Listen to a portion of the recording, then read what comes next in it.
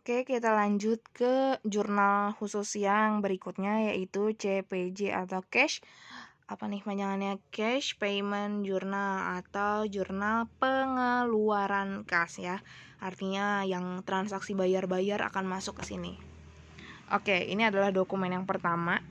Aduh, maaf ya, goyang-goyang. Pegel. Tanggal 7 Desember. Ini nomor invoice nomor BKK-nya, BKK 102 tanggal 7.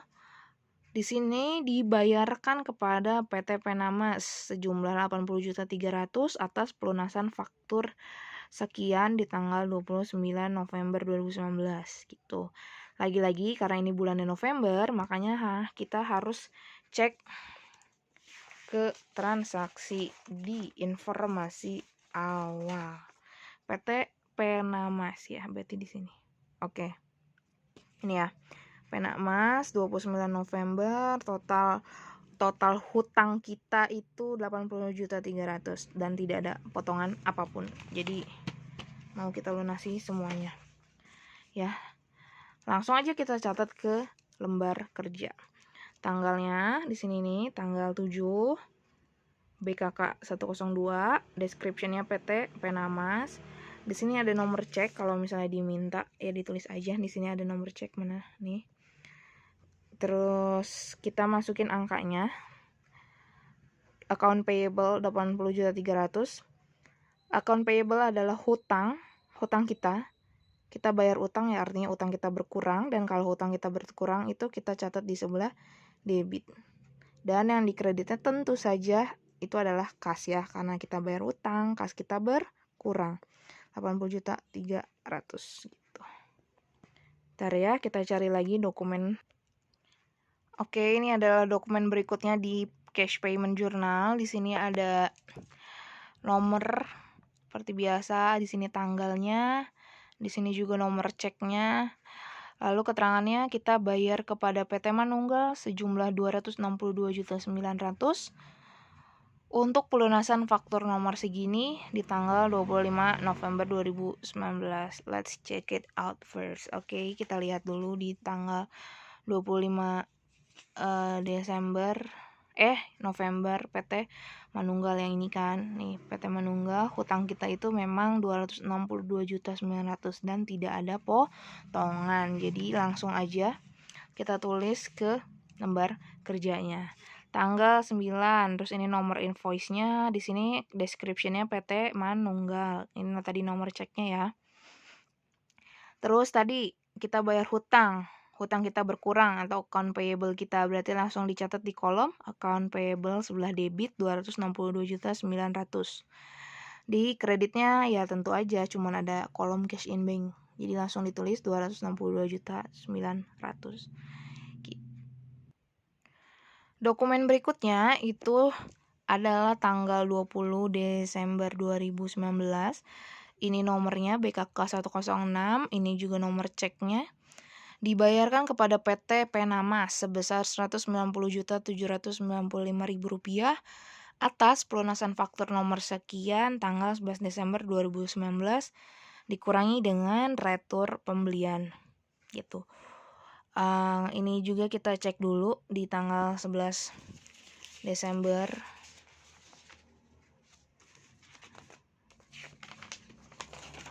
Bentar ya. 11. Oke, yang ini total hutang kita tuh 210 juta, tapi kita hanya membayar 190 juta karena tadi ini nih dikurangi dengan retur pembelian. Ya udah, jadi langsung aja kita catat. Di sini, Di sini tanggal 20 nomor dokumennya, terus di sini description-nya juga si PT Penamas. Di sini nomor ceknya, lalu langsung aja tadi uang yang kita keluarkan itu dicatat di account payable ya, karena kita bayar hutang 190 juta sekian, dan juga tentu saja di cash in bank-nya karena kas kita berkurang 190 juta gitu. Oke, dan yang terakhir itu adalah kas kecil. Nih ya. Ini yang tadi saya udah bahas di awal, kalau misalnya kita menggunakan metode Impress, seluruh transaksi-transaksi kas kecil itu akan kita catat di terakhir atau ketika kalian menemukan dokumen ini pengisian kembali dana kas kecil. Di sini kita ngisi kembali dana kas kecil sebesar 5.700.000. Nah, cara nyatetnya gimana? Cara nyatetnya ya sama aja. Tanggal, nomor dokumen, lalu keterangannya pemegang kas kecil aja, it's okay. Nah, terus di sini yang di debitnya apa? Ya beban-beban tadi, beban-beban yang belum kita catat. Beban-beban kas kecil yang belum kita catat semuanya. Kreditnya juga sama, baru kita totalkan. Nih contohnya ya, yang pertama itu advertising expense. Ini kalau nggak salah dokumen 1. Nih, ini kan dokumen-dokumen yang belum kita catat kan, karena dia kas kecil. Nih dokumen 1 kas kecil dibayarkan kepada percetakan sebesar 850 untuk pembuatan brosur iklan. Berarti akan kita catat sebagai beban iklan atau advertising expense. Ini nomor akunnya ya, kalian cek di depan. Terus di sini tadi totalnya 850.000. Kita catat juga di cash in banknya sama jumlahnya. Lalu kita cari lagi dokumen kas kecil berikutnya, itu yang mana? Oke, ini adalah dokumen kas kecil yang kedua, dibayarkan kepada kantor PLN dan Telkom untuk pembayaran rekening listrik bulan November 2019 sebesar 2.100.000 dan rekening telepon bulan November juga 1.500.000.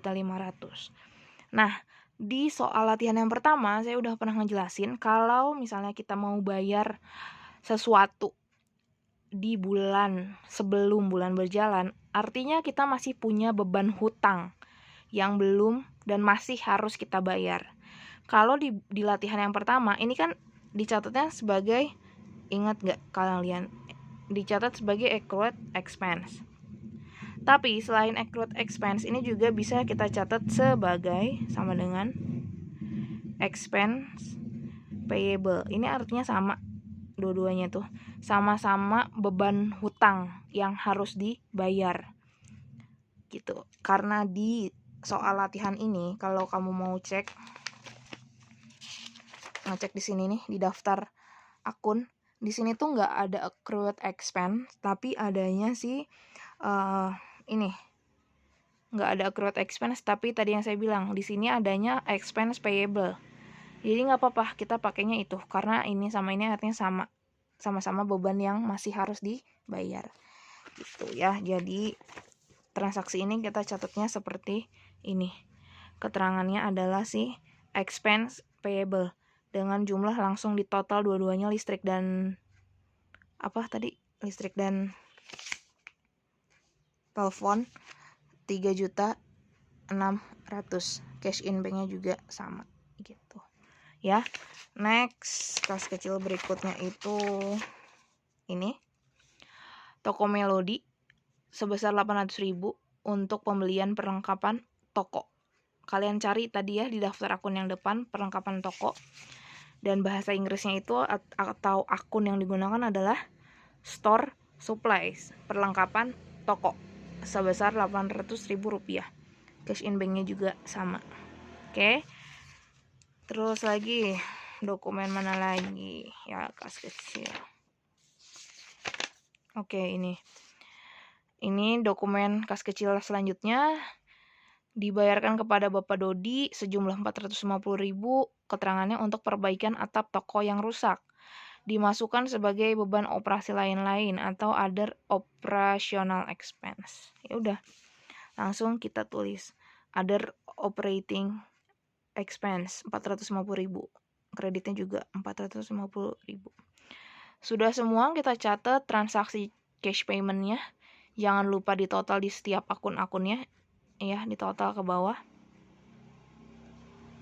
Setelah masing-masing akun juga jangan lupa ditotalkan per debit dan per kreditnya biar ketahuan balance atau enggak, dan jangan lupa ditulis account number-nya.